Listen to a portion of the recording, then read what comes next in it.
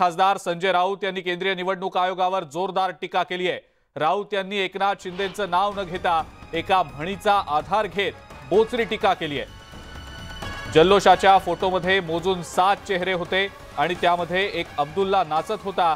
बेगानी शादी में अब्दुल्ला दीवाना, जे शिवसेना आधीच सोडून गेलेत ते काल शिंदे गटाबरोबर फटाके फोडत नाचत होते, अशी टीका संजय राऊतांनी केली आहे। जिथे ठाकरे तिथेच शिवसेना, असंही संजय राऊत यांनी म्हटलंय। आमच्या बरोबर असलेले म्हणजे माननीय उद्धव ठाकरे साहेबांसोबत असलेले सर्व खासदार आणि आमदार एकत्र आहोत आम्ही, आणि जे गेले ते पुन्हा निवडून येणार नाहीत। त्यांना कोणतेही चिन्ह मिळू द्या, त्यांना पक्षाचं नाव मिळू द्या किंवा चिन्ह मिळू द्या, ते पुन्हा तुम्हाला सभागृहात कोणत्याही दिसणार नाहीत, हे तुम्हाला मी आता खात्रीनं सांगतो।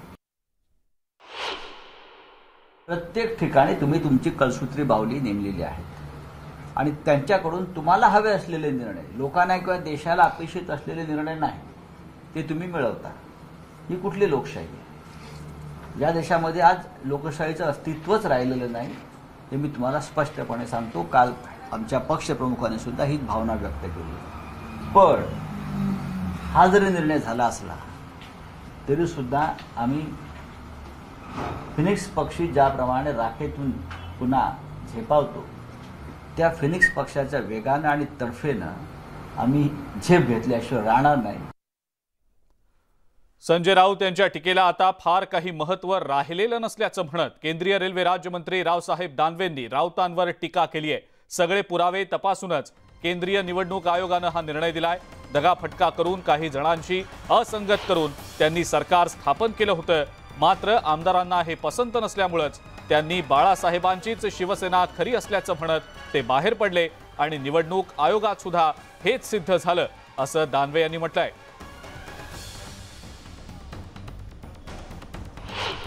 संजय राऊतांकडून टीका जर झालीच नाही, ते कोर्टावर टीका करतात, ते ईडीवर टीका करतात, ते सीबीआयवर टीका करतात। संजय राऊत यांच्या टीकेला आता काही फार महत्त्व उरलं नाही। आम्हाला गुवाहाटीची कामाख्या देवी पावली, अशी प्रतिक्रिया आमदार अनिल बाबर यांनी दिलेली आहे। तसंच निवडणूक आयोगाच्या निकालानंतर संजय राऊतांनी केलेल्या टीकेला सुद्धा आमदार बाबर यांनी उत्तर दिलंय। संजय राऊत यांना दुसरं काही राहिलेलं नाही, त्यामुळे जपमाळ घेऊन त्यांनी आता शिवसेना म्हणत राहावं, असं अनिल बाबर यांनी म्हटलंय।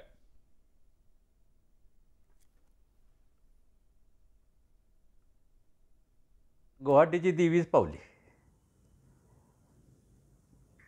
म्हणजे काही लोकांनी गुवाहाटीच्या देवीला शिव्या दिल्या आणि आम्हाला रेडे म्हणले, पण ते देवीला सुद्धा मानवलं नाही। ते परमेश्वराला सुद्धा वाटलं की आमच्यावर अन्याय होते आणि नीतीनं निर्णय चांगल्या प्रकारे दिला। आता त्यांना दुसरं काही काम राहिलं नाही ना, तेवढंच म्हणत राहायचं की शिवसेना ही उद्धव साहेबांचीच आहे, हे म्हणत राहावं की आमचं काय, एक जपमाळ घेऊन म्हणत राहावं ना। एकनाथ शिंदे यांना शिवसेना हे नाव आणि धनुष्यबाण हे चिन्ह मिळाल्यानंतर आता मंत्रिमंडळ विस्ताराच्या हालचाली देखील सुरू झाल्यात। अर्थसंकल्पीय अधिवेशनाआधी विस्तार करण्याचा शिंदे फडणवीस सरकारचा विचार सुरू असल्याची माहिती सूत्रांकडून मिळतेय। अमित शहा उद्या कोल्हापुरात बैठक घेणार आहेत आणि या बैठकीमध्ये मंत्रिमंडळ विस्तारावर चर्चा होणार असल्याची माहिती मिळतेय।